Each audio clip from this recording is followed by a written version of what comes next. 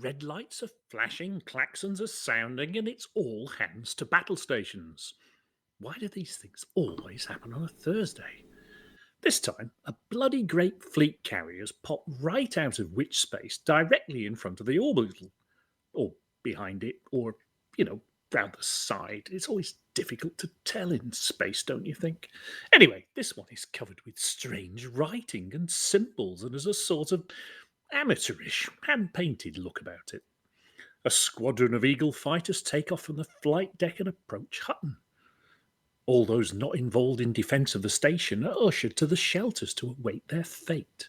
The Momus Bog Spaniel security detail are all growling and quacking excitedly, anticipating the opportunity to sink their teeth into the tender flesh of someone's arse cheek. Floor mopping guy has put a high shine on all the floors to simultaneously dazzle and unbalance the invaders.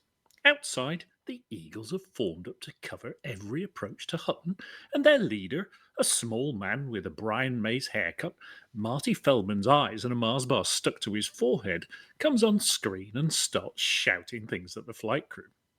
The translator shows they are demanding landing permission.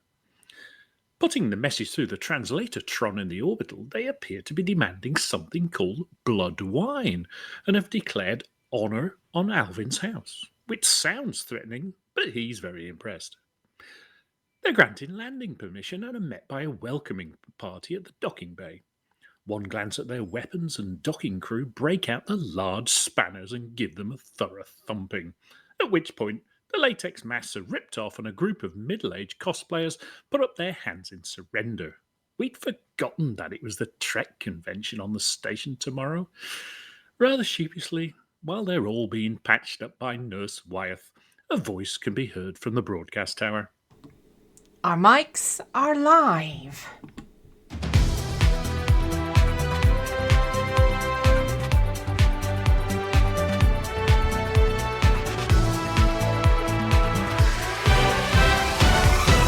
Good evening, and welcome to my second outing as Hutton's chief button smasher and seamifier. I'm Wilma Finkadoo, and I am so much faster at uploading the show than all of you lot. And a good thing it was too last week, as it was a green room week, and that normally takes me a whole day to upload. If you remember. Well, yeah, I remember. I'm usually tired by that point. I always remember, but I'm not the one pushing the buttons. I do try and hit you with the pan if you forget, though. Yeah, you keep doing that to me, and it's not that I forget. It's just that I've got a wet bit of string as a network cable from my quarter deck to the gal tube. It gets there eventually. A bit like a docking computer trying to thread a Type 10 through the toast rack of a busy station. They should study my docking prowess. They could learn a thing or two from the repeated mug deliveries. Splash and dash with a gin. Talking of splash and dash, it's time for this week's headlines. LCU's reinvention as a bit of a personal banker. Galnet nap swap as apology officer rescues Wotherspoon. Too hot, too messy, plods along. What's in a name? We ask the Alliance. Atros is bringing us the latest from Hackswing. And Alex Uno's back, and indignant over the number 1,000.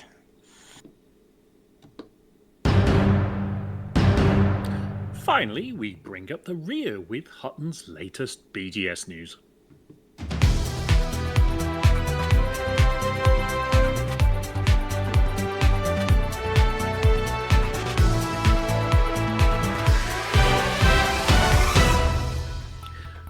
Tonight there was outrage in the LCU No Camp Like One, campaign headquarters of LCU No Fool Like One presidential campaign, as the Bank of Zeons appear to have closed all of his bank accounts, citing his presidential bid as a risk to the bank and labelling him as a politically exposed person.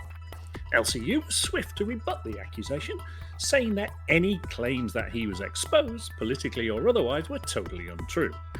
Unless, of course, you were talking about his last medical examination, in which case it was perfectly above board to have stripped in the manner that he did.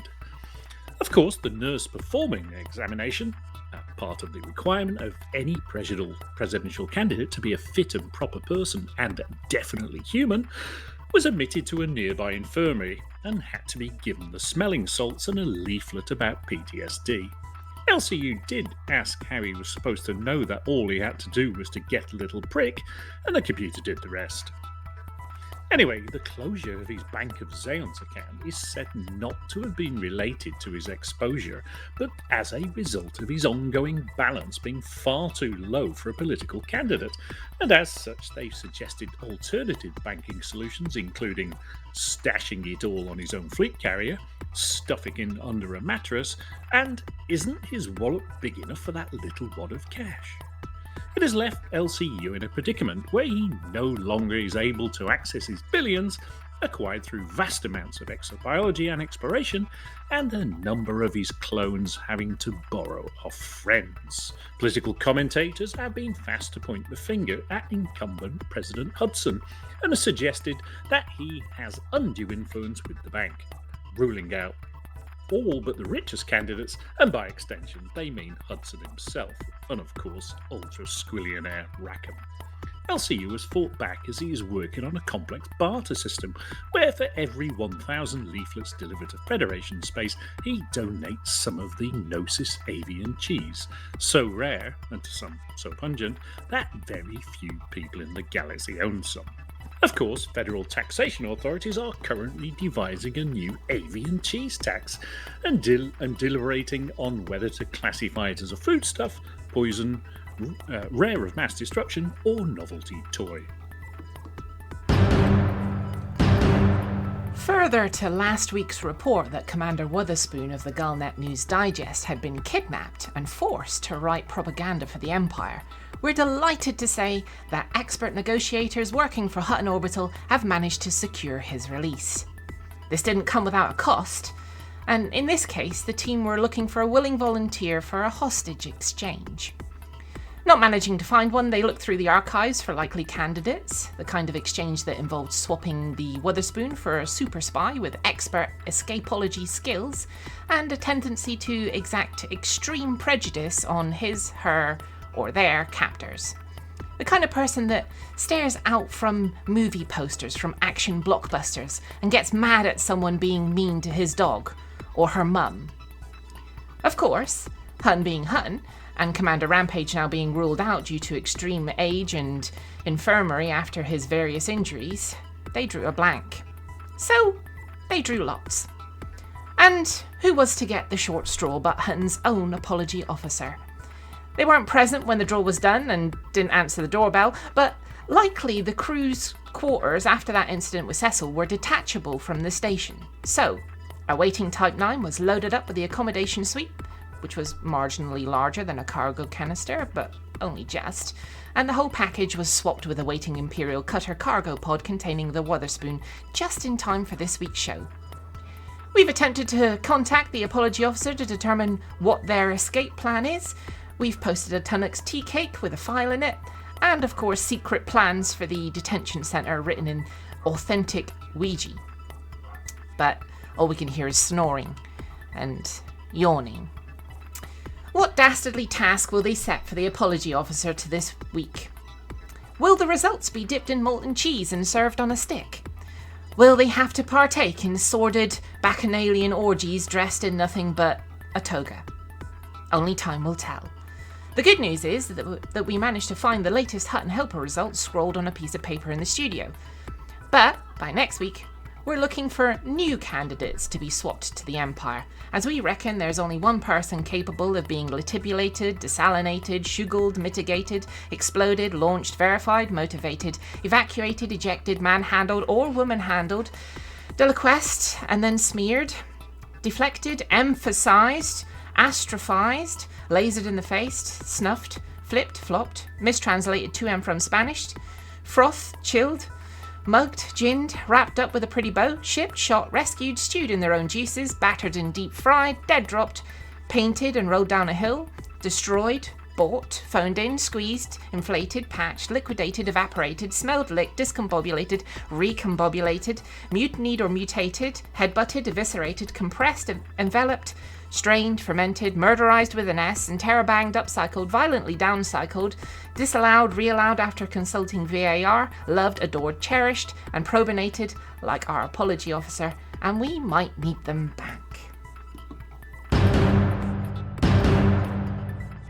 After 48 weeks, or 11 long months, Too Hot, Too Messy, the Hutton-led initiative to deliver a Hutton mug and Centauri Megagin to all stations in the galaxy, has recorded over 82,000 deliveries. Weekly numbers were about the same last week, and the 4-weekly average is hovering around 1,200 deliveries a week.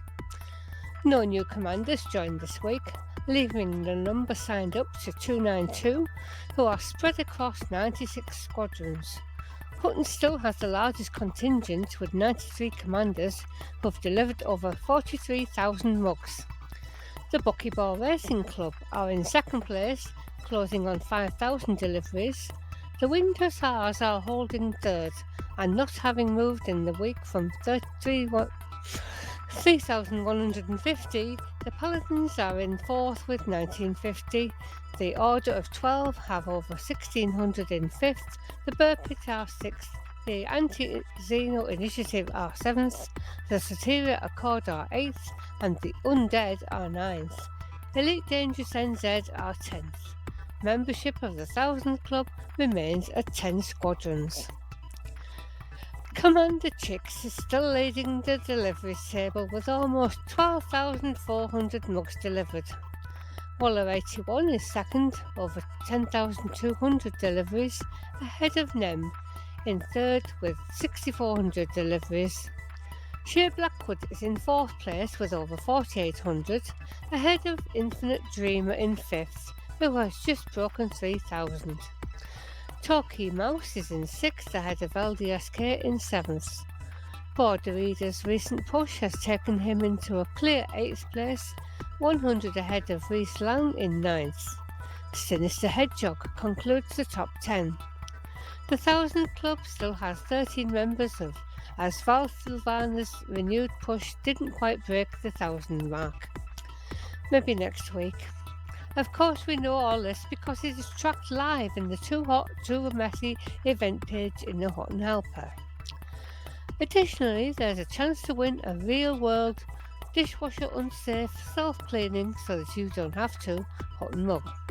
Any commander that delivers 10 mugs and gin in the weekly Thursday to Thursday period will be entered into next week's draw to win a real Hutton mug, unless of course you already have one. 47 lucky commanders have accomplished this so far, and you can see a little golden mug next to their names in the top commanders table. As mentioned, last week's winner was Takamoto, so keep listening for this week's winner to be announced in the Banter bit. After the news, if you delivered 10 mugs and gin in every week since the start, 11 months ago you'd have racked up at least 480 deliveries, and only 29 or only 1 in 10 of signed up commanders have achieved this. If you haven't, why not give it a try and share the burden for the next 4 years? In order to join the fun, you'll need to sign up by downloading the Hutton Helper from hot.forthemug.com/download, and then your mug and gin deliveries will be automatically registered for you by Antares' organic, non-GMO, soya-fed, low-cholesterol replicant hamsters, which might not be able to pass a void camp test, but by using their set of very special skills, they will hunt you down and they will find you.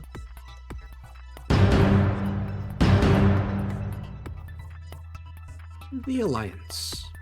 Normally devoid of the kind of political shenanigans that plague both the Empire and the Federation, has been dealing with a knotty issue after the resignation of one of its more high-profile figures after a bit of a scandal. The issue of political nominative determinism has raised its ugly head once again, after a number of political appointments appear to be either a bit of a joke, genuine scandal, or possibly just tabloid red top galactic publications latching onto a bit of low-hanging fruit and giving it a yank. After Minister for Trade Gordon Flasher was accused of getting a bit smashed at the conference and living up to his name, causing a by-election in his home system after being banned from participating in BGS activities for 8 weeks, the finger has been pointed at a number of other dubiously named Alliance figures, including whether it's correct that Minister Rob Anybody should be in charge of the Exchequer, General Mayhem being head of Alliance Security, Temperance Smith being put in charge of Alliance Party organising, and of course Deforestation Kelly having oversight of the Green Party. All of the above maintain that their names mean absolutely nothing to their political views. Temperance has been known to have the odd gin and tonic, Minister Anybody says he has no fingers in any pies, and all of those donations were entirely above board, and most definitely not brown paper envelope backhanders. And of course, Mayhem states that he's part of a long succession of mayhems, many of whom were pacifists. A rose by any other name would smell as sweet.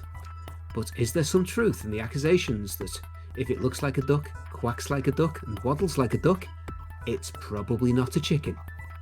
Only time will tell.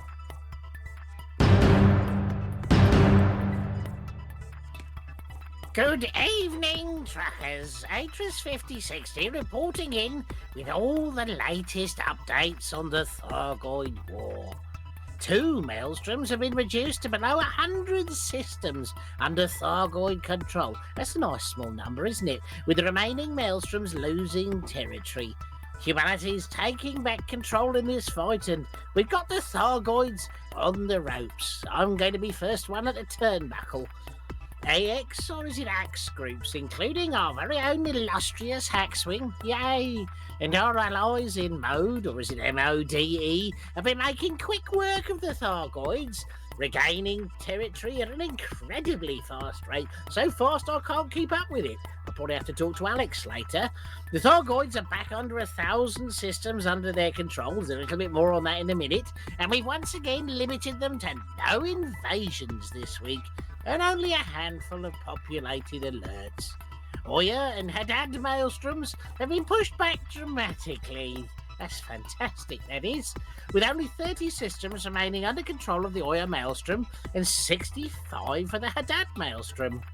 What will happen as we keep pushing the Thargoids back towards the maelstrom remains to be seen, but we hope developments on how to defeat the Titans will come soon to finally see the conclusion of one theatre of war. Hackswing? Or is it H? No, it's definitely Hackswing. Anyway, we've been doing our part, with Hackscom leadership at the minute very distracted by otherworldly manners. You've continued the good work of helping Mode Alliance, or maybe MODE, to keep the Thargoids in check, and possibly a nice plant pattern as well, as the Americans call it. Anyway, we've got no invasions this week, but counter-strike missions are going to be available via stations found in Thargoid alert systems. They should be seeking a bit of combat. Our mission for this week will be to end the alerts in populated systems surrounding Tyrannus Maelstrom, starting with Senocidi.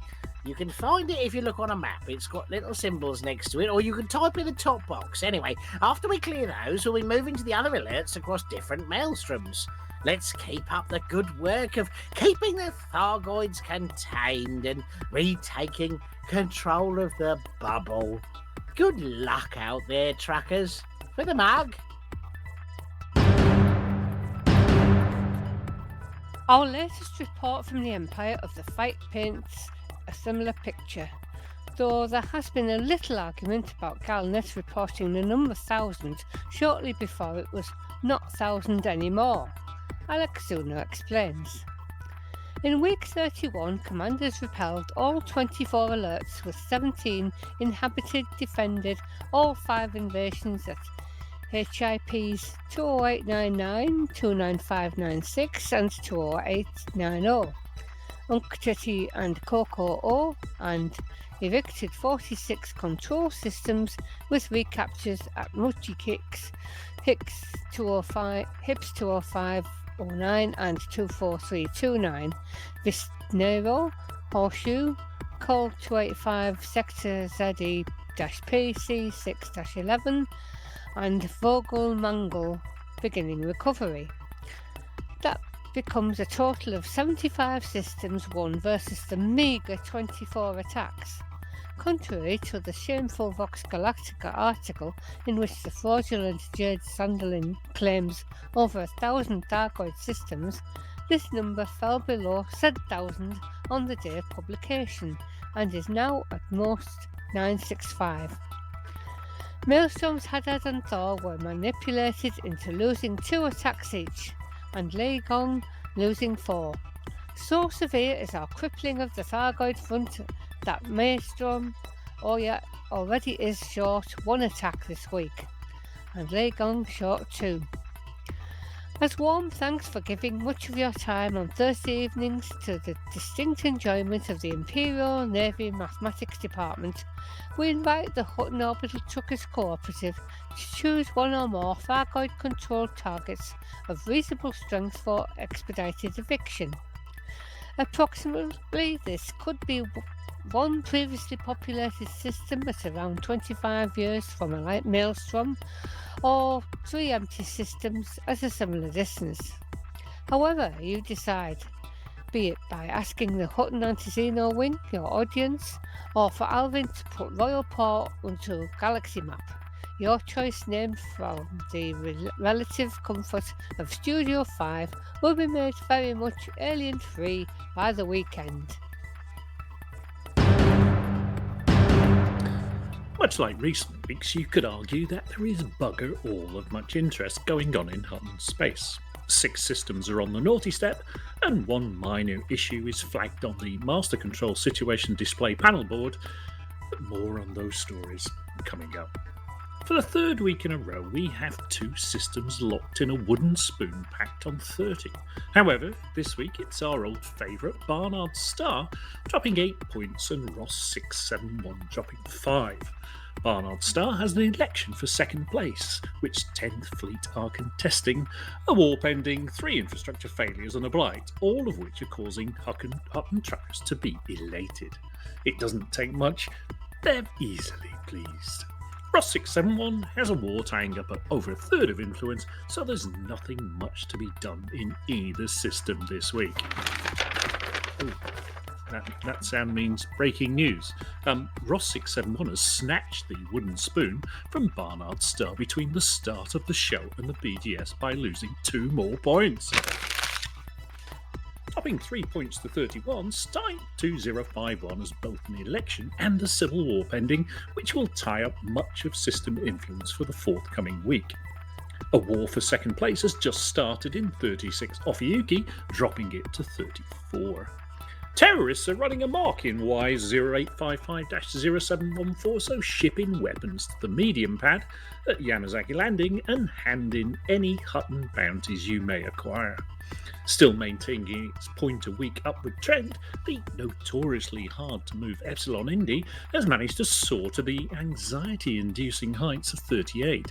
The smelling salts have been deployed and more are on standby for next week. Keeping Indy company on 38 is LP525-39. At the overachieving end of the Hutton Systems table, we have no fewer than 8 systems on or above 60%, 2 of which are over 70. That means we have more systems outside the 40 to 60 zone than in it. Priorities this week are, if you want to truck something, and the answer is yes, you do, boost LP525-39 and Hill Pass Psi. If you want to shoot something, vaporize some terrorists in Y0855-0714.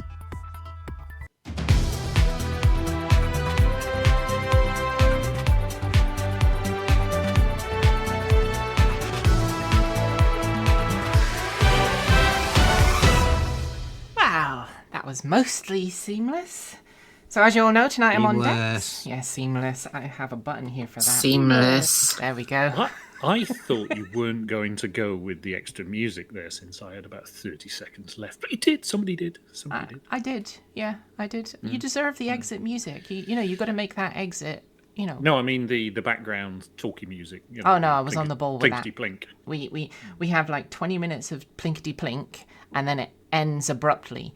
And Yes. I have another button that starts it over here, and it goes plinkety blink some more, but it all We cuts can't out. let them look too closely behind the curtain.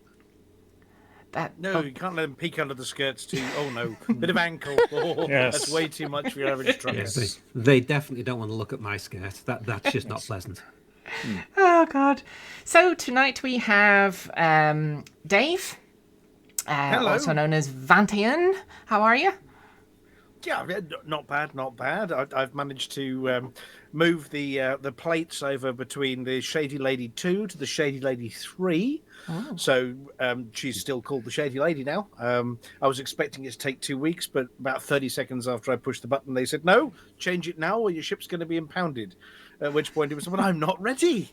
So I had to run down to the livery store and get the new livery painted on the ship quick before they took it off me and crushed it. Oh, bloody hell! We also have the Lithobreaker. Good evening. Good evening. How are you? I'm doing well. I've actually got a working internet connection this week, so I'm unlikely wow. to drop out unexpectedly. They fixed it, did they?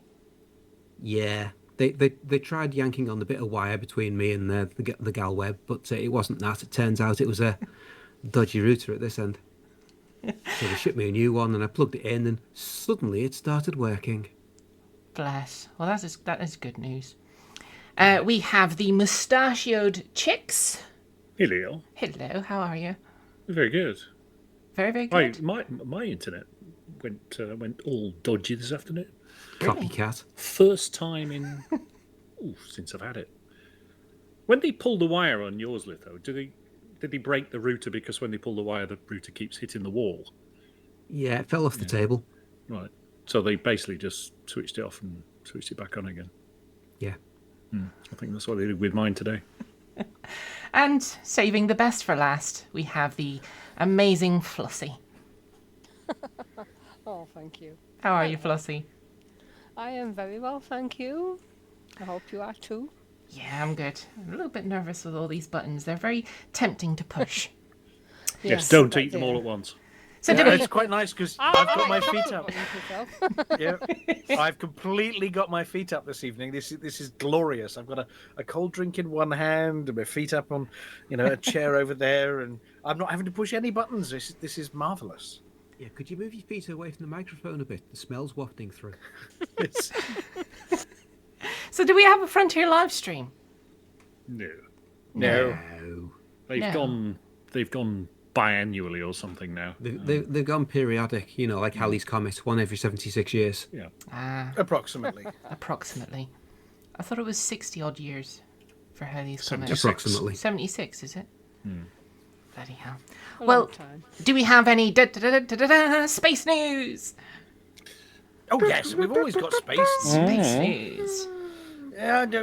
Well, I think Commander Chicks. Yes. You got the first one. I put one in, but mine's later. Well, that's the. I didn't put this one in, but I'll do it. Or Joe, or was it Jim? Yeah, that was me, that one. Yeah. Go on then. Ariane 5 has completed its final launch successfully. Ta-da!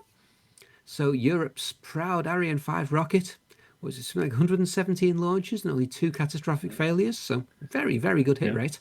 It had a It's now streak completed of, its final launch. a streak there. The same article says 82 streak of successful launches, and the same article says 83. So anyway, it was a Depends on lot. whether you include this one or not, I think. 88. So yeah, it's they're happy to be replacing it with the Ariane 6 rocket. Unfortunately, that's not actually ready yet.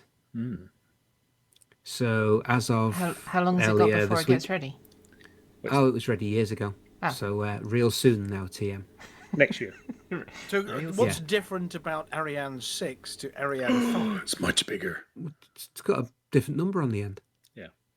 It's got more powerful boosters. It's got a bigger payload. Bigger rocket, bigger boosters, can carry a bigger payload. It's got a wider fairing, I believe, so it can carry bigger, heavier, chunkier stuff to orbit. You still have to going to fold them out in space, though. It's not that big. And it's configurable for 2 solid rocket boosters or 4. So there's the 6.2 and the 6.4 variants. They use amazing names for these things. And the 6.4 can even launch 2 big chunky payloads at once. 20 tons. Super. 20 tons to the space station, apparently. They can take 20 tons of... To low Earth what did we orbit. say? They don't need to drink their own urine anymore because they're going to take some urine up from planet Earth to them, 20 tons of it. Is that what you call taking the... never mind. No, Yeah, so- yes. Yeah, so it's sort of a bit of an end of an era. Yeah, it's been a good rocket, Ariane 5. It's been 'Cause- very, 'cause- very reliable little space bus. If we all remember the other Christmas, Christmas morning, watching James Webb Space Telescope go up, and then when did Juice go up? Was it April? Months ago. Juice I was think it- 2023. Yeah, it April. was... April, May. Yes. That was Ariane 5. And Euclid went up at the weekend, but there's another bit about that. So yeah, it's quite a record. I mean, they were going to put a space shuttle up on the end of it, weren't they, originally? The plan was, before Elon did the thing, they were going to just bolt a space shuttle to the front of it, a bit like a plane to the top of it, weren't they? A little orbiter. Yeah. I'm not sure that Ariane was ever human rated, though. It Ariane wasn't, 5. but I think originally they were looking, I mean, we're talking 1980s, going to launch the Hermes. I think if we I grab remember the big that. scroll button right down, I think there's a picture of it, Amelia, down at the bottom of the article somewhere. This one? Whoosh, whoosh, whoosh. Yeah, down at the bottom with the Hermes stuck to the top. There it is. Oh, Yes. Oh, no. wow. Yeah, but they decided that they make somebody else do it, Elon Musk or something. I think I saw last time I saw something like that. It was in the Ann Summers catalogue. Okay, you must be getting a different edition to the one we get here. Actually, that looks a lot like the Dream Chaser. The Sierra Nevada Space little shuttlecraft. Looks about the size of Yeah, that. no, I tell you what it reminds me of, the one from Buck Rogers. Yes. You know, when he's singing, Chicago, Chicago, you're my kind of town, and flying back in to Oh, I have a remember it rendezvous with Colonel depressingly well. Deering. Oh, be still my heart. Oh, Yes. I remember that well. Yes. Oh, yes. And Tweaky in the front there. Biddy biddy biddy. Yep, that's the one. Mel Blanc. I'm sorry, I completely sidetracked myself there. So, yeah, they don't launch anything with people in them. That's somebody else's problem. But they do take 20 tons to the space station.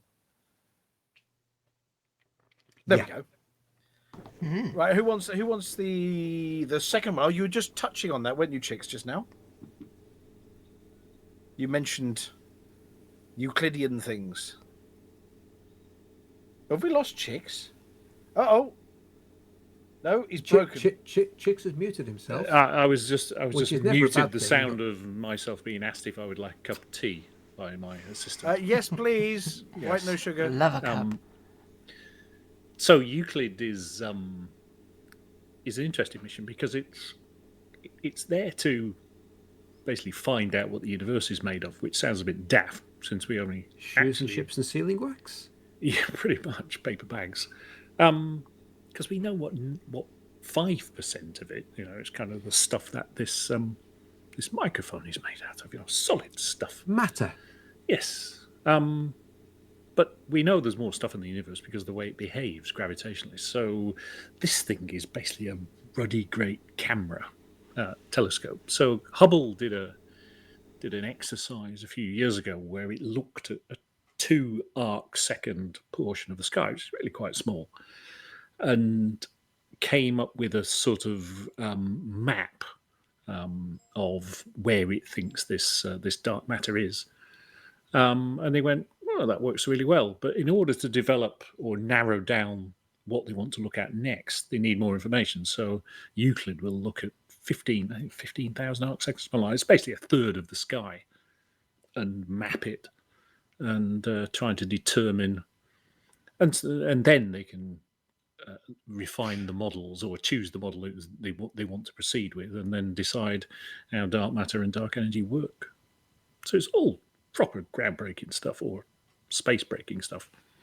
Yeah, there's a funky little picture there about how Oh, is Hubble did things about Hubble mapped the dark matter's presence over a teensy little volume of sky. I mean, when they say teensy, they mean really, really big. Yeah. If you were to Only really, really big if you're really, really far away. if you were to view a single image from Euclid, you'd need 300 monitors to see it. So I know Jeez. some of the more fancy presenters have got 2 or even 3 monitors. Well, you'd need 300. Or if you're our past co-host, the Psycho Cow, it's about 12 in a grid around his head. Yes. Yeah, it looks like a security room at the supermarket. But yeah, it's quite an interesting mission. There was. But why does dark matter matter? Because it has an effect, and it doesn't interact as far as we know. Only gravitationally. Because it's there. We Right. think. We think. Yeah, I think they were Because- saying that 70% of all the energy is dark energy. That sounds very negative. Dark matter, so 70% of everything out there is dark energy. 25% of everything out there is dark matter, because obviously energy and matter are interchangeable. And then all the stuff that we can see is only about 5% of what the universe is made up of. And on that basis, we know a tiny fraction about the 5%. So if we look at the 95%, we might know a bit more, I think. Exactly. Yeah. But the difficulty in looking at it is because it's dark, we can't see it. Or rather, it's called dark because we can't see it. But we can see the effect it has. Yes, we can infer its presence. Yes. It's a bit like floor mopping guy. You can infer his presence. You can't see him, but you know he's there. It's a bit like in the orbitals. You know, we can't see what's holding the pizza boxes to the floor, but we can infer that it's either magnets or it's really big fans or it's Velcro. We can't see them, but we're going to infer gotta be that it's there. Velcro. Mine was on Velcro. Well, apparently galaxies have either big fans, Velcro, or magnets, because they wouldn't be able to hold their shape if it wasn't for some scaffolding, something doing the do. And I think everybody's assumed this is what dark matter does. It does the do to make it look all swirly and cool instead of just being blobby and floaty about. That's a very scientific explanation. Yeah, well, I was paraphrasing for the benefits of my brain before it exploded. So I have a thing here saying early universe in slow-mo. So tell me about that. Well, I suppose as I put this one in here, I ought to mention it. They've been looking at quasars. Quasars? Yes, Cheesy, they've been are they the cheesy observing- ones? Yeah. No, they're quavers. Quavers. Yeah, they've been looking at quasars. These are the objects powered by supermassive black holes at the center of early galaxies, and they're using them to measure time. Because they're really bright, which means we get to see them, and B, they're really, really distant because there aren't many black holes at the center of early galaxies that we've found yet. They're a long way away. Anyway, but quasars, they'd be expecting them to be lovely and regular. What they've noticed is that actually as they go further away and further back, everything getting slower and slower and slower. And so, I mean, to quote them, if you were there in the infant universe, as in a long time ago, 1 second would seem like 1 second. But from our position, more than 12 billion years into the future, that early time appears to drag. As in, when we observe the stuff that's really far away, because we're seeing stuff that happened a long time ago, everything seems to be slower back then than it is now. So time is speeding up as you're getting older. That's what it feels like. Yeah, because quasars tick, apparently. A bit like the BGS, quasars tick. But they've found that the tick isn't constant. Well, the further away you go, the tick is slower. So, yeah, they're trying to either prove or disprove various ones of Einstein's theories. But what they've now discovered is that if they look further back in time, then everything gets slower. It sort of shows you that Pulsar Watches was a really daft name back in the 80s. Oh no, Pulsar Timing Network is very, very, very accurate. It's No, I more mean those accurate than dodgy a- watches they used to fly Oh in, yeah, in the 80s. Yeah, the dodgy watches were dodgy, but Pulsars are very good at keeping time. Yeah, I mean they were looking at supernovae originally to work out or to confirm the slow motion universe back to about half of its age, but now they've got back to about a tenth of the age of the universe using this new method using quasars.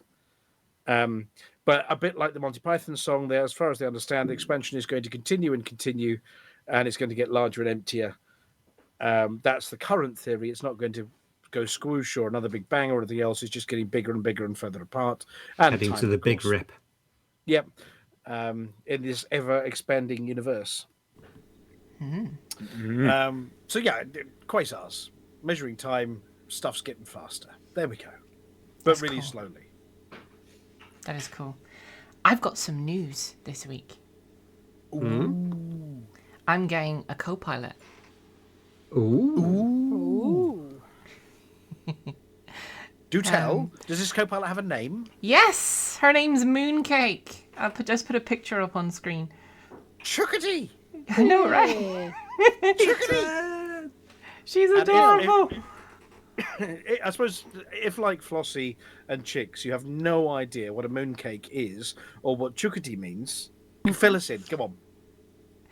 Well, there is a series that you can currently watch on Netflix, but I don't know for how much longer because it was written off by, what was it, Warner Brothers, I think it was. So it was written off as a tax write-off. So you can only see it for a limited time because Netflix still has the license to show it for the next, I don't know how long. So see it while you can. But it's a series called Final Space. And it's Is a that sci-fi. the one with Doctor Who as the bad guy? Doctor Who. Yeah, actually it The is. Scottish one. Yes, Yeah. yeah. Yeah, David Tennant does the voice of the Lord Commander, who's the ultimate bad guy. And yeah, Pictured now on screen, of course. I don't have a picture. No, oh no, that's the kid. There we go. Yeah. What you see here is Mooncake. Mooncake is she's a snowy Bengal, which means she gonna get big, and we have to have a Bengal's harness kind for of her. tiger, not a cat. It's a big cat. It's a tiger. Yeah, she's leopard-like spots all along her. Have you tiger-proofed your house? Not yet. Doing it this week. We've got like 7 days. 7 days to get everything Bengal proof, not just kitty proof, Bengal proof, because she's gonna get big. She's gonna get big and maybe treat Sandrine as a snack. Yeah. We're not allowed to actually let her out like you would a normal cat. We actually have to take her for walks like you would a dog, and she's gonna have a special harness. And Right. Well, otherwise terrorize the neighborhood, eat passing cars, yeah, that kind of thing. that kind of thing. Sounds like Devour fun. people. Exactly. Well, I mean, look at the picture of that kitten. Look at the size of the paw. You look at the size of the paws in relation to the cat. That cat's definitely going to get. There's not cutesy small little paws. Those are going to adorable. disembowel you when they grow up, kind of paws. That was when she was like 2 weeks old, I think. Something like that. 3 When weeks most old. kittens are just lying down with their eyes shut, not doing very much at all. This one is already hunting. You can see that's hunting. Yes. Well, congratulations on getting your mooncake. Thank you. Yeah. Yes. We need pictures, obviously, and they're Yes. perfectly acceptable to put them up on the Hutton pages. Well, particularly if Mooncake's flying spaceships and smashing rocks, or she's definitely going to be my co-pilot as long as she doesn't attack me in the process or attack the screen in the process. do not spray catnip on the stream deck on a week that you're broadcasting. Otherwise, it'll be like one of my weeks when all the buttons get pushed in the wrong order. Yep. Fingers crossed. Anyway, do we have a winner, a mug winner this week? We certainly do. Ooh. This week's mug winner is the Banter. I hope I pronounced that right. Devantager, Dev. Devantage. That's a name. That's a name we know. Yeah. I'm pretty sure Devantager pops up regularly up in the. Actually, was only posting at 7:51 this morning over in the Discord channel. All right. Well, One of our regular Discord readers. So if anybody happens to be on the Discord, do let Dev know that they've won a mug. Oh my goodness! Nice. congratulations. So, Oh. with Mia not here this week, do we still have a word of the week? Well, it's there. Is that it? Yep, we do. The word of the week of this week. That was Yeah. Cecil. He was just he's lurking. Yeah, it's definitely a Cecil word, this one. Oh, wait a minute. Word of the week this week. Before we go on to Word of the Week, do we have the contact details for Daventenja? Ooh, very good point. Yeah, send an email to itookpart@huttonorbital.com with the contact details and preferably a picture of it in your cockpit showing your name. Right, I'm going to send you them up. Nice. Yeah, because we need proof. Anyway, Word of the Week. What is the Word of the Week? Word of the week is taupe. Taupe, and what does that mean? It means to drink alcohol to excess. Oh, and can Very you use it suitable in for a truckers. sentence? Yep, Cecil told himself he wouldn't taupe, but it was 25% off cocktails at Fat Ernie's, so he used the code. That's a we all dastardly know. lie. I definitely taupe regularly. I definitely don't not taupe. But 25% off cocktails is marvellous. Yep, from what I hear, Cecil, you went along the bar and took 25% off every single bottle. Yes. By the way, who's Fat Ernie? He's that guy that keeps swearing at you to pay your tab in the bar. Oh, I thought he was security. He's just the barman. Never mind. Oh, God. Yes, Vocarious. Taupe. I want to... What, pardon? I'm confused. Yes, frequently. Constantly.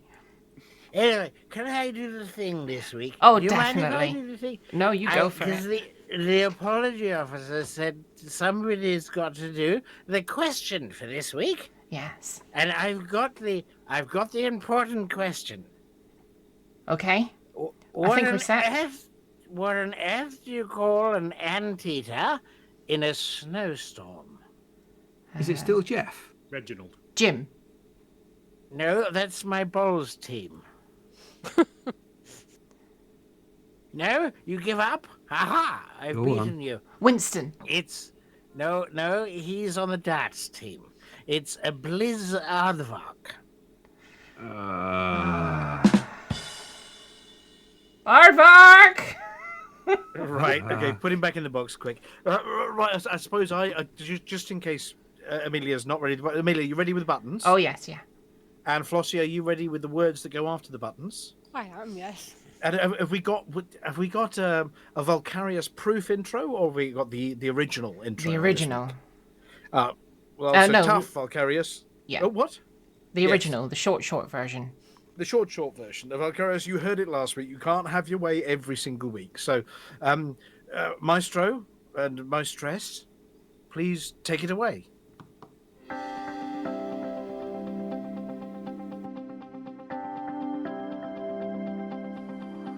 It's Flossy. It's Flossy. It's Flossy. It's Flossy. And the community goes. Hello, Flossy here with this week's CG News. Last week's CG, Coca-Cola Limited Mineral Acquisition.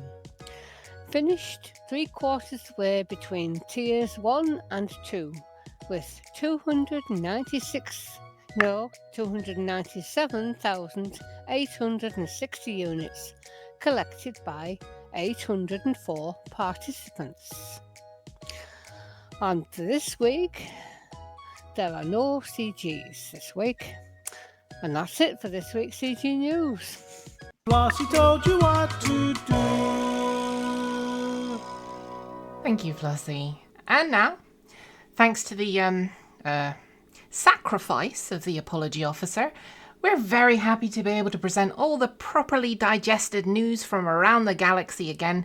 So here's the ruminations of Commanders Beetlejude and Witherspoon.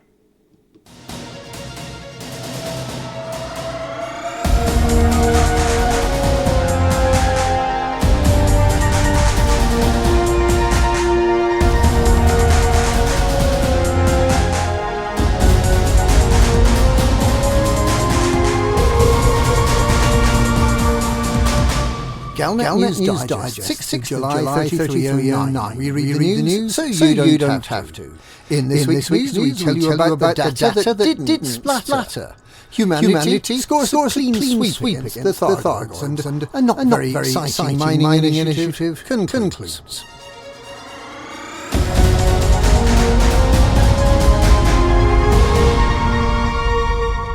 Commander LC No-Fool who's standing as a writing candidate for the forthcoming presidential election, has issued a statement following the complete failure of any of them in Rianardi to collide with each other on Tuesday night.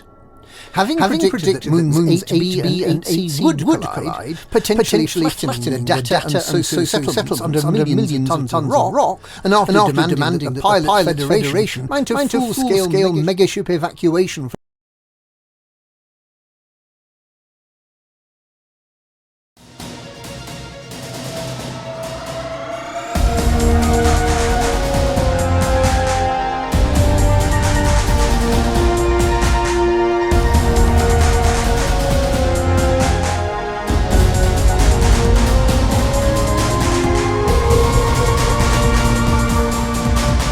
Galnet News Digest, 6th of July 3309. We read the news so you don't have to.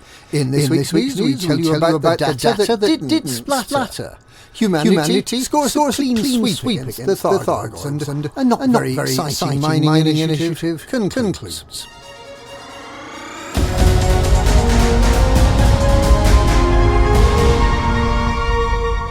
Commander LC No-Fool who's standing as a writing candidate for the forthcoming presidential election.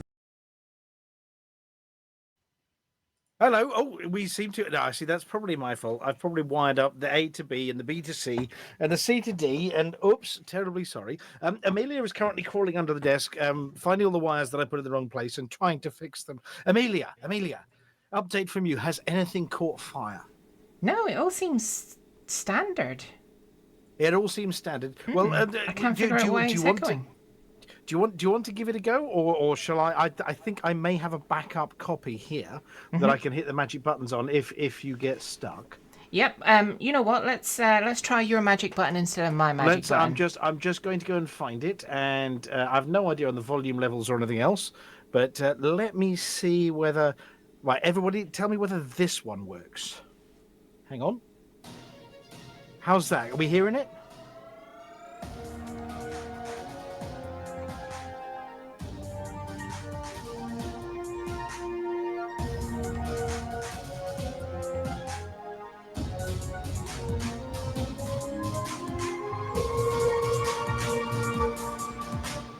Galnet News Digest, 6th of July 3309. We read the news so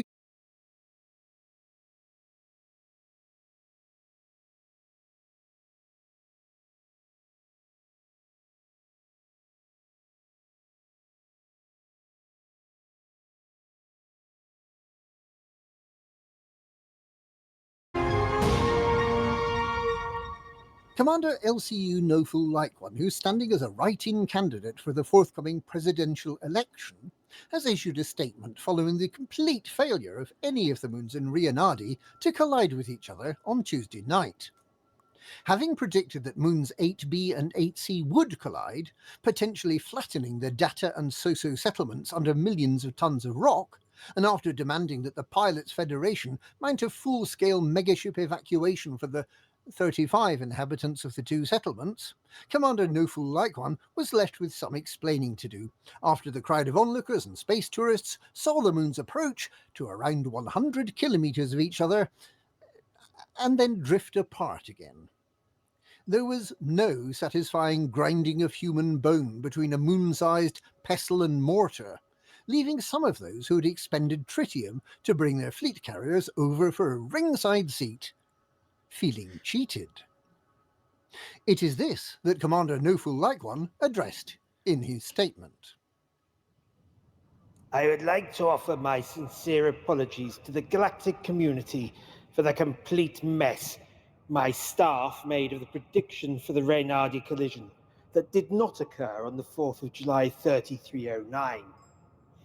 My assistant Powell Oblivion clearly made a stupid mistake in the calculations, but I stand by my staff, no matter how moronic they might be, and I can say with certainty that perhaps the independent pilots that donated the data used for the calculations might have messed up and given us the wrong numbers, causing my foolish assistant to miscalculate the dates. It may also have been the databases we use not being up to the high standards that we'd like to set here. But surely all these people who led to this substandard result are blameless, because after all, it is rocket science. Be that as it may, it most definitely is not my fault, because I, your candidate for the Federation presidency, have acted swiftly and decisively to protect the citizens of Reynardi. When my calls for an evacuation were ignored by the Pilots Federation, I leapt into action and dropped some explosives into the geysers inside Sosa Biological, causing a major eruption and a small war, for which I accept no liability. The eruption was sufficient to alter the orbit so that the bodies would sail past each other a few tens of kilometers apart, as they did. So, not only am I not to blame for the school by error, I'm also the hero of the piece, and you should shower me with votes in the upcoming election. I would like to point out that neither I nor Canon Interstellar are liable for any tritium wasted journeying to witness the collision that didn't happen, nor for any lives lost in the ensuing battle at Sosa Biological. It's not my fault they mistook my explosives as a hostile action, and neither is it my fault that you traveled to visit the system, despite the numerous press releases that were sent out by interns in my name.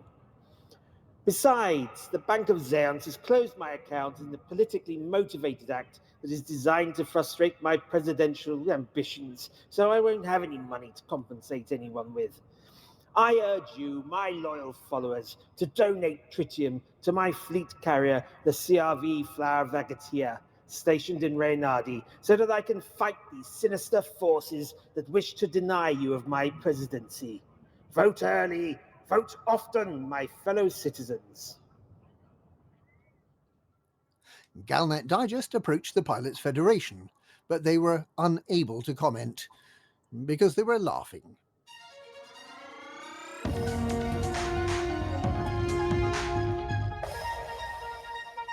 Commanders fighting the invading Thargoids managed to completely foil the aliens' plans this week, with all the alert systems and all the invasion systems cleared.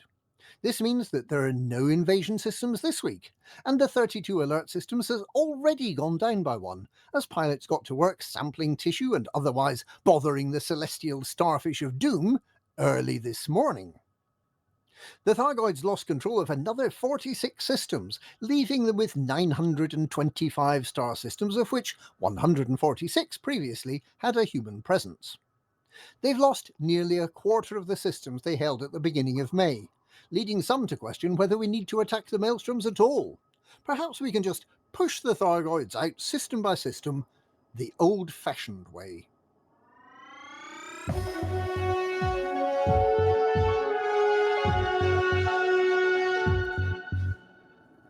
In other news, the not terribly inspiring Coca-Cola Limited mining initiative has concluded, with the 800 contributing commanders turning in less than a quarter of the desired total of Bertrandite, coltan and praseodymium. Paul Dyson of the company put a brave face on the limited success of the appeal, thanking pilots who participated and promising that the proceeds of the campaign would go to a very worthy cause. Perhaps at least part of the problem was that mining is such an unprofitable business these days. Those using a Dyson scanner to scan exobiological phenomena can make as much in an hour as a miner can make in a week. And that's this week's Galnet News. Galnet News, we read the news so you don't have to.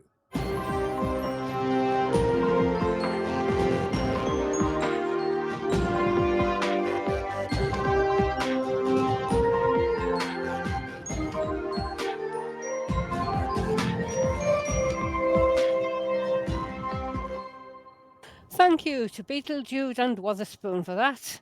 And now it's over to the Oh, we didn't think of that. Quick, someone break out the emergency haggis and iron brew and grab the sports results.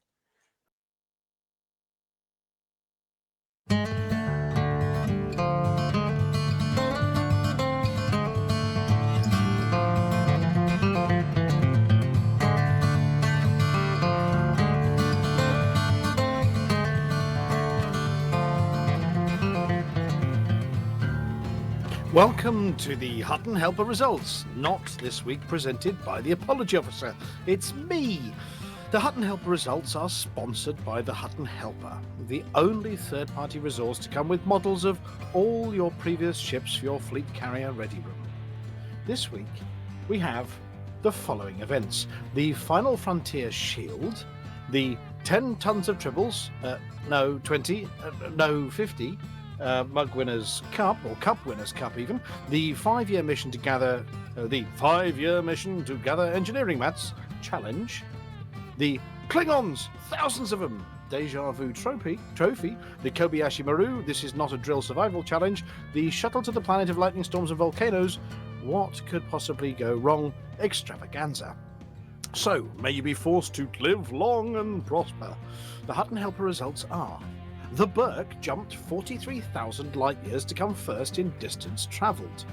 Old Ed sold 39,000 tons of cargo. Rinser and Cymru is top mission runner with 390 mission points. Again, this can't be right. Mike Castiglione handed in 95 million credits worth of bounties. Dart Virtual handed in 617 million credits of combat bonds. And now we know where they got them. Dart Virtual destroyed 304 Thargoids. And Schrödinger cats may or may not have delivered 423 people to their various destinations. So decals this week for Mike Castiglione and Schrödinger's cats. Please email itookpart@huttonorbital.com and arrange to collect your Hutton decal kit, which this week consists of a Hutton decal nested inside another Hutton decal. Nested inside another Hutton decal. There have been 10 Hutton runs by 7 commanders in the last 7 days. They are High Job with 3 runs, fastest being 1 hour, 23 minutes and 35 seconds. Steak Typhoon, now there's the name, 2 runs with 1 hour, 24 minutes, 1 second. Enzo Wingnut Picado with 1 hour, 24 minutes, 11 seconds. Dwight Schroeter with 1 hour, 25 minutes, 34 seconds. The Bandicoot with 1 hour, 32 minutes, 46 seconds. Famous Grouse RVD with 1 hour, 38 minutes and 34 seconds. And Steve King, who managed 24 hours, 1 minute and 4 seconds, probably having done a shoop of lame. Yes, Steak Typhoon's second run took 1 day, 19 hours, 33 minutes, 10 seconds, which puts them in second last place, beaten only by Impala Mark's time of 4 days, 15 hours, 15 minutes and 1 second. And as is always the case with this report, there's a whole galaxy of stuff out there needing deep breath time. Tubulated, desalinated, sugared, mitigated, exploded, launched, verified, motivated, evacuated, ejected, manhandled or woman-handled, deliquesced, then smeared, deflected, emphasized, apostrophized, lasered in the face, snuffed, flip-flop, mistranslated to from Scottish, froth, chilled, mugged, ginned, wrapped up in a pretty bow, ship shot, rescued, stewed in orange juices, battered and deep-fried, dead, dropped, painted, and rolled down a hill, destroyed, bought, phoned in, squeezed, inflated, patched, liquidated, evaporated, smelled, leaked, discombobulated, recombobulated, mutinied or mutated, head-butted, eviscerated, compressed, enveloped, strained, fermented, murderized with an S, interrobanged, upcycled, violently downcycled, disallowed, reallowed after consulting VAR, loved, adored, cherished, and probinated.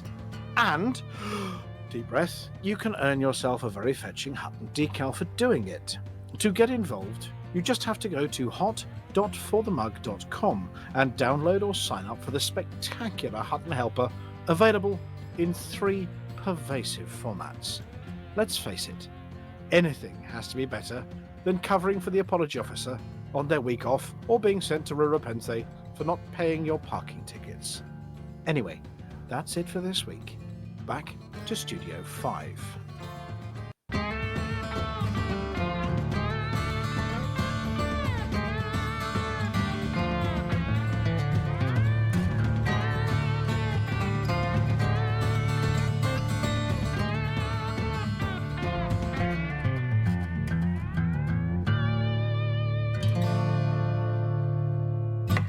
Thank you, not Mia.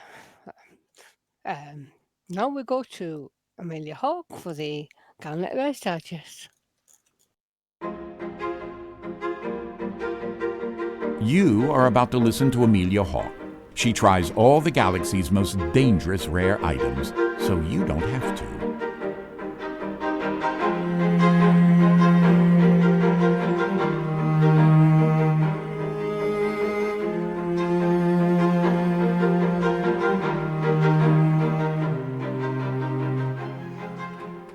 This week, in a break from tradition, and mainly as it piqued my interest, I'm not looking at a rare, or even a past rare that you can no longer access, but I'm investigating something more cultural. The practices of worlds long cut from society, havens for ancient explorers that have been locked in their habitation domes and on landscapes that other explorers haven't seen for centuries. This week, I'm going to delve into the icy wonders of Orescu, in search of a little warmth. Nestled within the depths of planet B4b, a colony of deep space explorers reside in surface domes. In reality, little more than igloos, though with their own oxygen supplies and rudimentary survival facilities, as the planet has a methane atmosphere, and a thin one at that, they've eked out a living for hundreds of years. Having crashed on the planet's surface and salvaged their long-ranged exploration ship, they've built their own pocket civilization, untouched by their fellow man, or woman, for an awfully long time. In more recent years, with the ease by which ships can pass through the galaxy, and visited by fellow traders, explorers, and of course the odd mug and gin delivery, their civilization and unique identity has survived, and there's one aspect which has achieved an element of fame, or notoriety, throughout the galaxy. The inhabitants face a bone-chilling predicament when it comes to matters of the heart and hormones. It seems that the freezing cold climate has made traditional interactions quite the frosty affair. If you can picture methane tundra living humans, layers upon layers of clothing shielding their delicate physiques, for this is a low-gravity planet, the distance from a nearby star being just enough to give them power via solar panels, the materials for their habitation modules being rare, and living in hand-hewn but sealed tunnels under the surface. Day-to-day life, they manage well, especially with the tourists that come to stay in the methane ice hotels. But when it comes to their own interactions, love and love and innovation, they know no bounds, even in the harshest of environments. In the quest for warmth and intimacy, the indigenous inhabitants of Orescu have devised their own peculiar and, dare I say, downright quirky mating traditions. The extreme conditions certainly present unique hurdles for the inhabitants in matters of intimacy.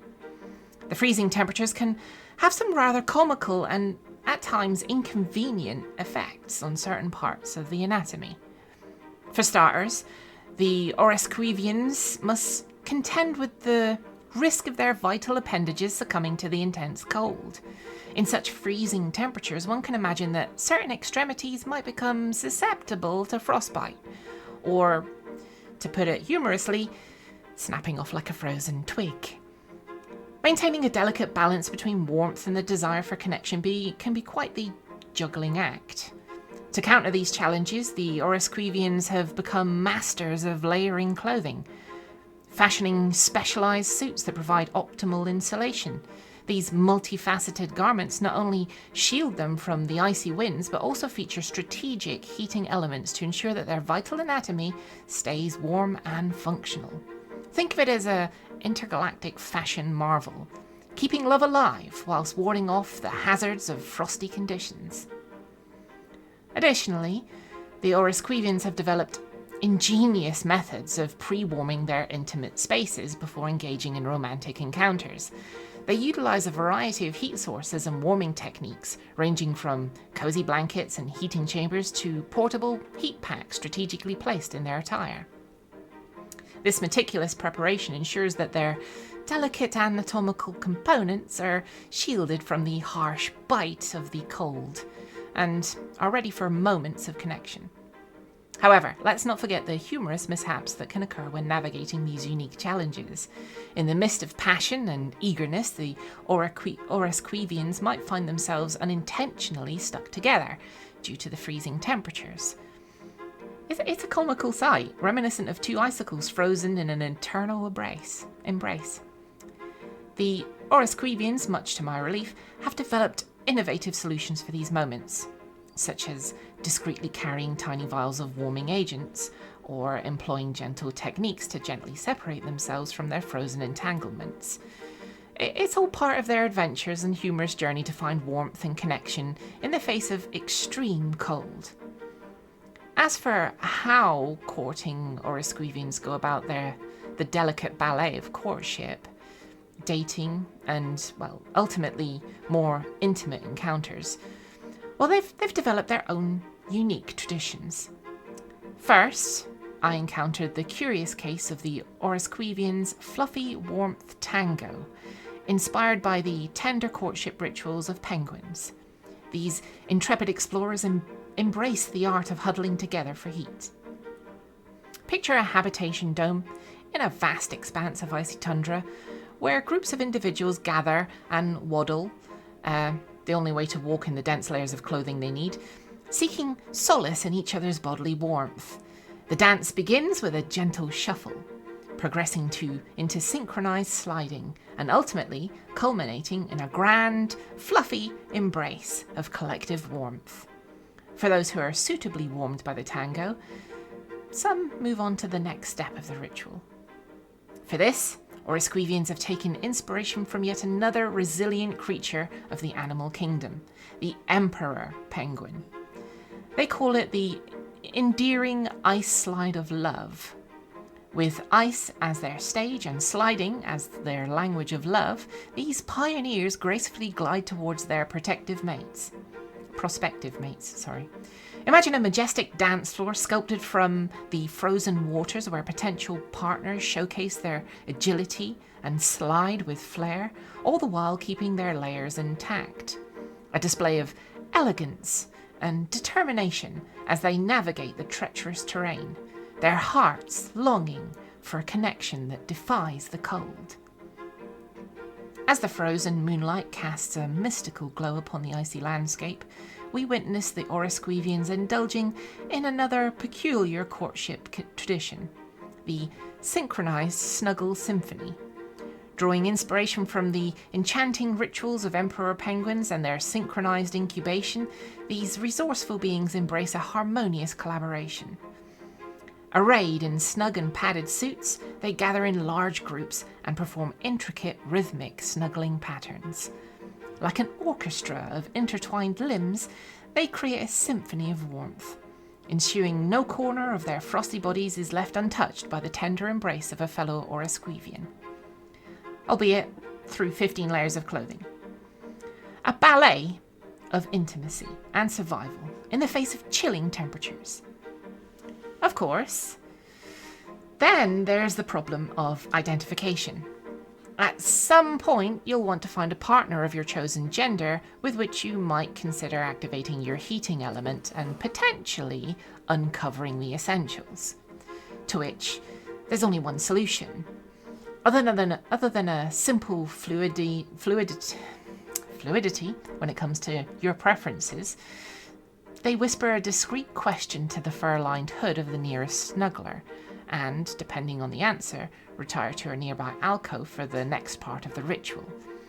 A curtain is drawn, and don't come a-looking if the mating heaters are cooking, as the Aquevians would jest.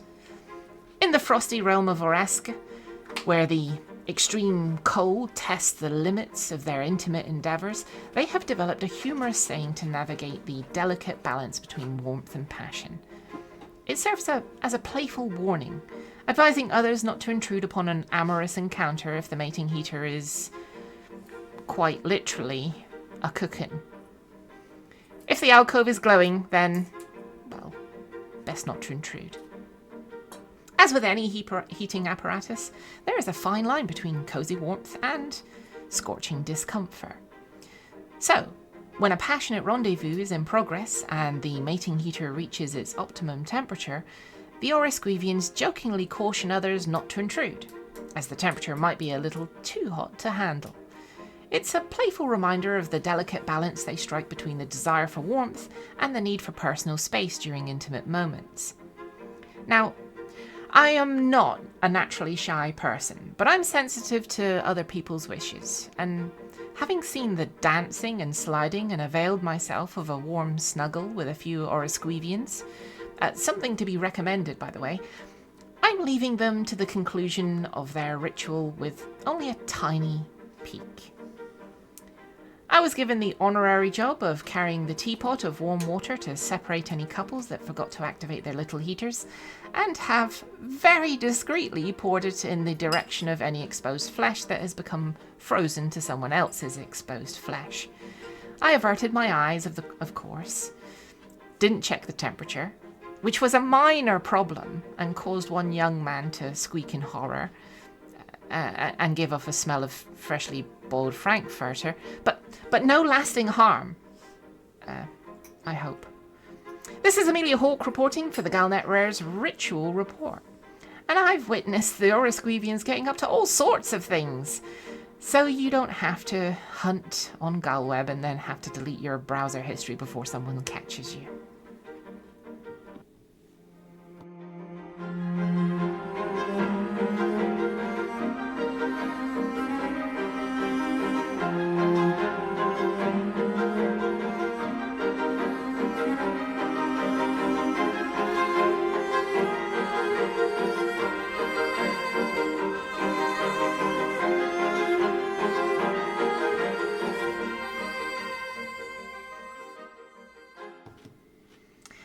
Wow. Well, that must have been quite a sight. Oh, I have dear. seen things. I've You've seen many seen things. Yes, that's definitely an eye opener. That one. I'm just the mental picture that you're giving us there of your experience over on a rescue there with your Orosquivians. I mean, obviously it's a tourist destination now, so I'd imagine it's the kind of place that maybe courting couples or honeymooners might go to try and Get it on kickstart their in the cold love lives. Yeah, I mean, with many layers, but. Yeah, I mean, those personal warming devices, obviously, they must be keeping things at the optimum temperature. I mean, they've obviously bred over the hundreds of years, so it must be working. There is still a population there. Just remember the phrase, don't come a-looking if the mating heater's a-cooking. Yeah, absolutely. The little alcove's glowing. It's, I know what they're up to, lucky buggers. Yes. Sometimes quite literally, but yeah, I mean the stuff you do for this show. I mean that little teapot you were pouring on that poor man. Yeah, you're supposed to stick your finger in it just to check that it's not too hot. Yeah, there was that one moment where I got a little bit of a shriek, a little squeak of horror. And then hot, the scent too cold. Both of them are going to make you squeak. But and the scent of freshly boiled frankfurter. Yeah, I mean, it's a very cold planet. I mean, it's a methane atmosphere, 0.04 atmospheres. You know, if you stand on the surface, I think there was a picture in the promotion we did before the show that we put up of somebody in a spacesuit standing on it. It's very, very, very cold and quite far from the star there as well. So, yeah, I mean, we're talking sort of small numbers of Kelvin. Yes. So, yeah, you definitely need the many layers and the warming. And I suppose other people are great. Yeah, absolutely. Well, thank you very much for exposing yourself, or not, in that cold. I'd imagine you weren't. You were probably wrapped up. Well, you have to be wrapped up to some extent. You know, it is that cold. You look like you've just been kicked out of Build-A-Bear workshop with many of the costumes on or something. Your arms stuck out sideways and you can't move them. But thank you very much. So I just had news that we got the wrong winner for the Too Hot, Too Messy Did we report. get the wrong winner, or did we talk about last week's wrong winner? It was last week's wrong winner. Oh, so don't worry about this week. This week was correct. This week was correct. Yeah, but we sort of congratulated the one for last week that was actually for the week before. Right. Correct. Yeah. So last week was Takamoto. The week before was High Job. No. And this Other way around. No, other way around then. And then, of course, this week is Devantager. Yeah. Anyway. I'm glad we're on the ball with these things. Yeah, it was absolutely. And it was just- sorry about the echo earlier. That's entirely my fault. I wired the thing backwards. I handed it over to Amelia, and it was just. I'm sorry. Okay, I have to get the apology officer to not echo my apologies next week or something. I blame the ghost in the machine. It was. Mm-hmm. But I think luckily, the giveaway backup... was that when you hit the button, Chicks' eyes lit up. So. and sparks came out of the end of his moustache. Mm. But other than that, Amelia. Yes. So you did your first show last week. Yeah, and it was seamless, but not as seamless as this show. It's inevitable. We did say before we went on air that there's something about week 2. We don't know what it is, but something about week 2 carries a magic curse on it when it comes to the show. There's always one button that you swear blind is fine and just lets you down. Wasn't the button you pushed? It was nothing you did. It was just that one button. That's it. Sparks come out of Chicks' moustache. Job done. You know. Mm-hmm. But I would say it'll be all right in the edit. But we don't actually bother editing the shows these days. We put them out warts and all. Yep, warts and all. Yeah, so if you've just listened to this on playback, tough. That's exactly what everybody else heard, but it was live. Yeah. Now, Commander Valkyries, before we move on, Amelia, I'm sorry for sort of treading all over the end of your show. Commander Valkyries said there was a challenge put down during the news articles about an eviction target for the Thargoids, because they are so confident in their abilities to evict the Thargoids. I said, go on, pick one. Go on, just pick one. That we want to evict Thargoids from. So I don't think we're going to be able to do that by the end of the show unless somebody's really fast on looking things up. We don't have those stats particularly live at the moment. But what we're going to do is we're going to go away and scratch our heads. And so Valkyries, if you can wait till tomorrow, I know that gives you one day fewer to evict them. We will have a quick scout round the listener and see if we can find a suitably rude named target, somewhere humorous. And or maybe somewhere that Chicks hasn't mugged yet. A populated one that Chicks hasn't mugged yet. Maybe. Just so Chicks can go mug it. You never know. What do you think, Chicks? I don't shoot the flower people. Yeah, well, no, but if we get rid of the flower people for you... Well, what do they leave in the wake? Is it sort of scorched earth? Well, no, I think they come back online eventually. Well, yeah, I mean, Hot Mess does have a problem because Thargoids keep taking systems away, not as fast as you're mugging them, of course. Excuse me, hiccups. Yeah, so they've only taken less than 1,000 away, but not all of those were populated, I think. What does a system they're in look like? Well, sort of I'm just green looking and gooey, yes. I'm just sort of looking at the Gal map now. Well, if you turn on the filter for population of more than 0... and then tick the box for has got Thargoids in, that might do it. Well, I'm just looking down there. Well, it depends. I don't know whether it has adjusted the population of the systems to take into account the Thargoid invasion, but it might work on the filters. I'm just looking at trying to find one with a funny name. I was curious actually whether Vasupari is pricking my interest. Vasupari. Or Omumba. Omumba. It's got more of a ring to it than HR 2204. Well, I'm just investigating with the Omumba Blue Boys and the Omumba Natural Co. Yeah, that's Let's have a look. Traffic was 0 to 5 commanders. It's currently Thargoid controlled. It's got a lovely hydroponics garden. By Boozer. Now, Amelia, do you have a button for Inara wired up on your magic machine? I don't. No. Oh. So, yeah, go natural holding, go cultivation holding, gamma orbital, meso. It's got quite a lot of stations in here, actually, Commander Chicks. The Fritchit Penal Colony. Volcari says that one's too close. Oh, 13.6 light years, too close. Too close to what? Well, I think Volcaria said 25 light years. If we do one at 25 distant, then it's hard work. If we do 3 close or 1 far away. Okay. Three uninhabited or 1 inhabited. That's about 25 light years. Yeah, about 25 light years. One that you haven't mugged yet, especially for you. 25 light years from what? Well, actually, I'm just From the going while we're maelstrom. doing this. Amelia, do you have your? Are you able to program your sources in? Sources. If I send you a source, I'll be with you in for a your minute. I've magic just been interdicted. yeah, Hold while on. we're doing this, I've just sent you a link over there in the chat channel. Okay, let me see if I can do this. Yes. It's in the that chat there. You know that one. Yes. Let me see if I And can do that this. should let you interact with it and click on it and things. Hold on 1 second. Doing the thing with the stuff. I don't know whether it lets you click and type, but that brings up Omumba. Yeah. But if that's too close, right,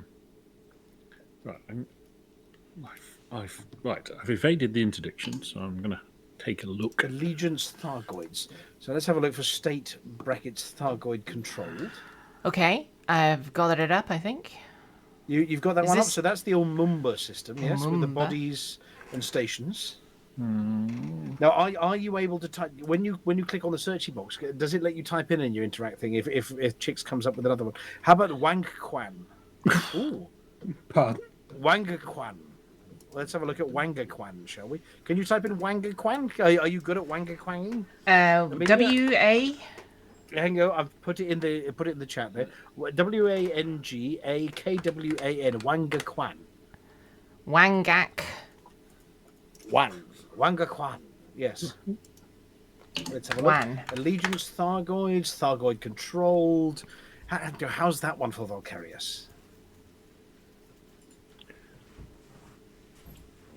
It looks. Ooh, it's hard to say how far away Distance from from it doesn't tell you distance from its No, parent maelstrom, does it? Well, that would be Hyades Sector FB. Oh, it says N. 20.7, tough-ish, but probably okay. Let's have a look. Have you mugged any of those ones yet? You've got no, not been down that far. Archambault Station and Brinkman Chemical Holding. Oh no, some of those are yeah. It's got Glasgow Landing. No, Glasgow. It's got 8 stars. Oh no, it hasn't. Sorry, it's only got 4. Onofrienko Port, I think, is the main. Port has been abandoned. It has been abandoned. It did used to have a large population. Thargoids. Yes. Similar stations have Archambault Station, Jordan Holdings, Planetary, and Ooflin Station. Outpost brackets, civilian brackets, abandoned. All of which are 317,000 light seconds away from the primary star. Lovely. Sounds perfect for Chicks. Yeah. So, Valkyrius, if it's okay with you, I mean, if you want to evict them from Wangakwan, that would be absolutely lovely. How soon do they come back online? Well, we're going to have to ask Valkyrius that one. There you go, Valkyrius. You're in chat at the moment. So when you've evicted them, I think there's a natural ticky timer that goes off until they're back online. But I'm sure Valkyrius can tell us in a second.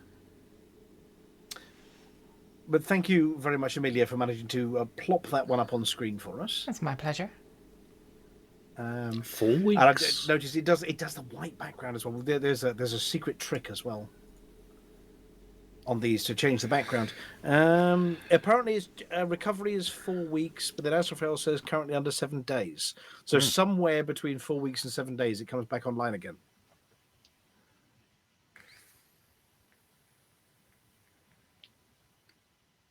If you hit 100% inside 6 days, 10 hours, it moves to recovery status. Well, I think that should be a mission for Hutton. If Valkyrius can kick the Thargoids out, we'll see if we can help it recover. How about that? Sounds There's tempting. nodding. I can see nodding. That's Chicks nodding off. Yeah, Well, and this then would be a CCCG, Flossy. I've got mugs to deliver. Flossie, are you there? So Or is Nope. Flossie vanished? Flossie's Oh, vanished. Flossie's dropped out. hang on a second. Hello, Flossie, you vanished. Yeah, back. sorry. I did. Oh, sorry. I did say in the chat that I was. Oh, terribly sorry. I'll put you back then. Well, that was it. I was just going to say you can declare a CCCG for Valkyria especially. That was it. Oh, all right, right. Yeah, sorry You about tell that, me Flossy. what's about. Okay. Yeah, I'll Sorry, put you back I'm up trying there to, then. trying to catch them before they go. All right, let me put you back. You go and play with the hanky. Okay. Say hi to the hanky and the rampage. Sorry about Okay. that, Flossy. We thought you'd accidentally wandered into the wrong room. But we'll put you back then. But anyway, it's CCCG time, the Community Created Community Goal time. Right, you'll have to tell me what, because I haven't got a clue. I don't know what Yeah, it's well, about. we've got 4 weeks before you have to declare it. Right, okay Right. then. Bye-bye again then, Flossy. Okay, Yes. bye. Well, there you go. We've answered Volcarius's question on the fly, Amelia. Mm-hmm. Do you get gold? Do you get a special star on your button pushing badge for that one? Ooh. One of I those. like. Is it Vantian's gold? randomly thrown you some content you weren't expecting, and you put it on screen. Is it a gold star? Oh yeah, definitely. Oh, nice. It's a wandering star. I thought it was I'm a not even twinkle, going to try and twinkle, sing little that star. song with a bass voice, but yes, I know Hobart can. Anyway, right, Amelia, as it's your Yes. show, Uh-huh. you don't get to do the shouty bit. That's but fine. You have to introduce the shouty bit. Yep, that's good. Who wants So I'm to do gonna the hand back shouty over bit? to you now. Who Well, wants we to do all the shouty bit then? We all can. Okay. All right, then get ready, Apart from guys. you, because you're introducing it. Remember, project. Project. It's all in the chest, in the throat.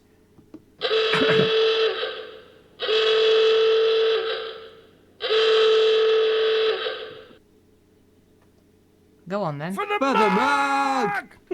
For the mug. For that mug.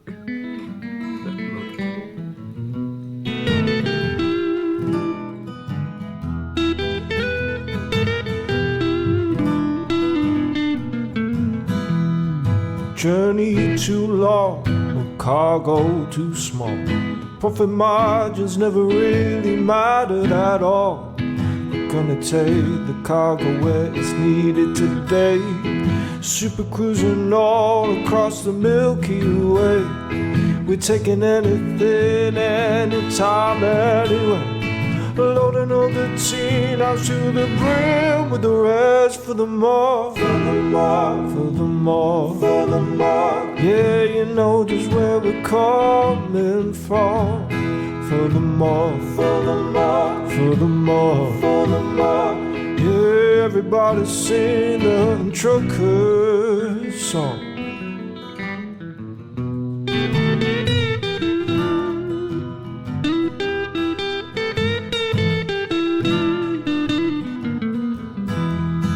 Flossy always seems to crash into the sun.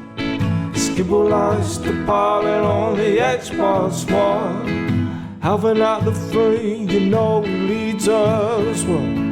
Trucking across the galaxy, now everybody out.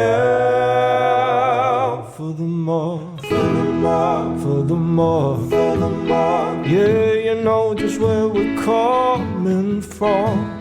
For the more, for the more, for the more, for the more.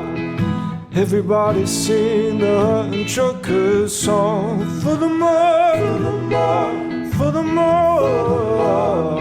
You know just where we're coming from. For the more, for the more, for the more, for the more. Everybody sing the Hutton Trucker song.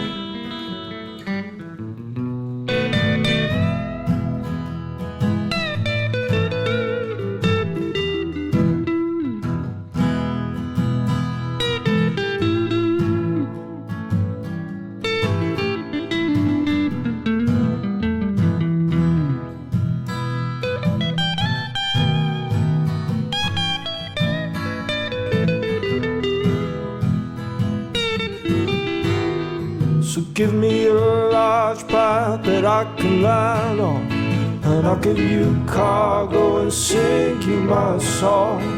No point 22 light years to go, cruising to no journey too long, no cargo too small. The profit margins never really mattered at all. We're gonna take the cargo where it's needed today. Super cruising all across the Milky Way. We're taking anything, anytime, anywhere.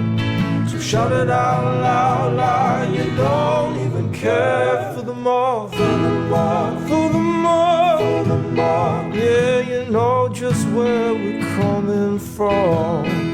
For the more, for the more, for the more. Everybody sing the and trucker song. For the more, for the more, for the more. Yeah, you know just where we're coming from. For the more, for the more, for the more. Everybody sing the and trucker song.